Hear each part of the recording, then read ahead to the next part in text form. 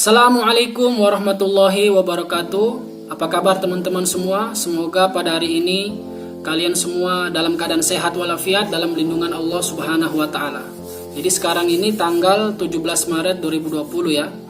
Jadi di Palu sekarang ini agak sedikit mengkhawatirkan teman-teman tentang apa kabar tentang virus ini.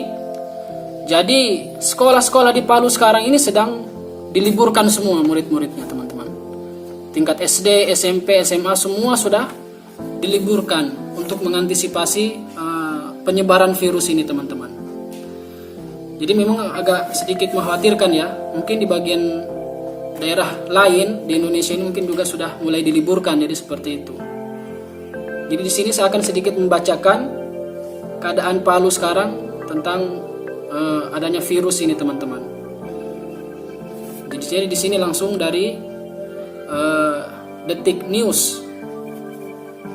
Jadi Rumah Sakit Undata Palu isolasi 2 pasien dalam pengawasan terkait corona. Nah, jadi ada 2 pasien teman-teman.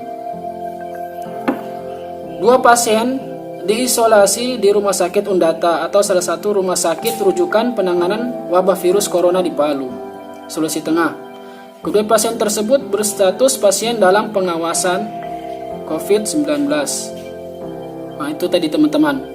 Jadi di rumah sakit besar, di Rumah Sakit Undata Palu ini ada 2 pasien.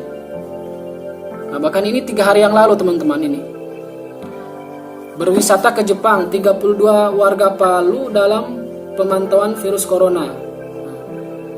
Jadi ini lebih banyak lagi nih. Ini ada 32 warga. Sebanyak 32 warga kota Palu saat ini dalam pemantauan intensif virus corona oleh Dinkes Palu usai kembali dari berwisata ke negara Jepang teman-teman. Jadi memang Jepang ini lumayan banyak ini. Orang-orang yang terkena virus di Jepang ini lumayan banyak dibanding dengan negara-negara yang lain ini. Jepang merupakan negara yang terpapar virus corona. Mereka telah kami pantau sejak 6 hari lalu setibanya di Palu dari berwisata ke Jepang. Kata Kedis Kesehatan Palu, Dr. Huzaimah Oktori Sabtu. Pemantauan yang dilakukan Dinkes Palu lanjutannya meliputi cek dan pemeriksaan kesehatan oleh tim kesehatan dengan mendatangi langsung 32 warga tersebut. Kemudian memantau via sambungan telepon dengan meminta semua kontak mereka termasuk anggota keluarga. Upaya antisipasi tersebut dilakukan 2 kali sehari selama 14 hari. Jadi begitu teman-teman, sekarang keadaan Palu ini juga sedang agak mencekam lah istilahnya ya. Ya semoga Allah Subhanahu wa taala melindungi kita semua. Intinya kita di sini ambil hikmahnya teman-teman. Ambil hikmahnya, ambil pelajarannya.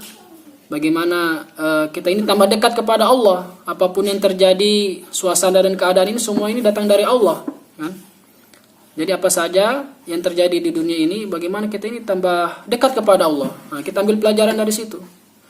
Karena hidup mati manusia ini di tangan Allah Subhanahu wa taala. Dan ini ada pesan dari guru saya, dari Kiai Ubaidil Ahror, waktu beliau ngisi ngaji sore tapi. Nah, jadi intinya beliau menasihati kita semua tentang adanya virus ini teman-teman. Ini dia. Masya Allah. Di antara yang kita laksanakan pertama kali, kita meyakini bahwa segala sesuatu datangnya dari Allah. Yang bisa mendatangkan manfaat hanya Allah, yang bisa mendatangkan madarat hanya Allah. Ini keyakinan kita. Maka Nabi bersabda dalam hadis riwayat Bukhari, kurang lebihnya tidak ada penyakit menular dengan sendirinya, la adwa. Maka keyakinan ini kita masukkan dalam hati kita. Kemudian yang kedua, ini la adwa ini istilahnya hakikat. Kita meyakini bahwa selain Allah itu semuanya makhluk, termasuk virus corona ini juga makhluk. Tanpa Allah dia tidak ada. Tanpa diizini Allah dia juga tidak bisa buat apa-apa. Kemudian yang kedua, la ilaha illallah tidak akan diterima tanpa Muhammadur Rasulullah. Jadi cara mempraktekkan la ilaha illallah itu ikut arahan Nabi. Maka selepas diteliti, di antara arahan Nabi kalau kita menghadapi wabah begini ini, di antaranya kita diperintahkan untuk hati-hati. Nabi bersabda, firra minal mazdumi firaraka minal asadi. Larilah kamu dari orang yang berpenyakit kusta, yang mana penyakit kusta itu sampai sekarang pun dianggap menular, sebagaimana lari kamu dari singa. Maka la adwa itu tidak ada penyakit menular adalah untuk hati, mempraktekkan la ilaha illallah. Kemudian hati-hati dari tempat-tempat penularan itu adalah arahan Rasulullah sallallahu alaihi wasallam. Maka kita di Temboro doanya terus, bismillahirrahmanirrahim, a'udzubillahi kalimat tamat min syarri ma khalaq, dan doa-doa penjagaan yang lain 3 kul ayat kursi. Di samping itu kita berhati-hati. Kita dengan tamu pun sekarang tidak jabatan tangan gitu. Sebentar-bentar wudu, sebentar-bentar cuci tangan. Tidak sering-sering ke tempat pertemuan orang banyak. Kurang lebihnya sementara yang bisa kita sampaikan begitu itu. Jadi seperti sekarang istilah lockdown itu secara syariat malah sesuai gitu. Dalam hadis Bukhari ya, kalau kalian mendengar di satu daerah ada ta'un, ada wabah penyakit, maka janganlah kalian datang ke tempat itu. Kemudian kalau kalian sudah ada di tempat itu, janganlah keluar dari tempat itu. Maka ini hikmahnya, yang dari luar tidak ketularan, yang dari dalam tidak menulari. Wallahu a'lam. Sementara yang bisa kita sampaikan itu. Nah, itu tadi teman-teman nasihat dari Kiai. Jadi di samping kita menjaga kesehatan, kebersihan, maka amalan kita ini kita perbanyak juga. Kita banyak berzikir kepada Allah. A'udzu bikalimatillahi tammati min syarri ma khalaq, itu diperbanyak. Bismillahirrahmanirrahim la yadurru juga itu diperbanyak, dengan jaga wudu dan lain sebagainya teman-teman.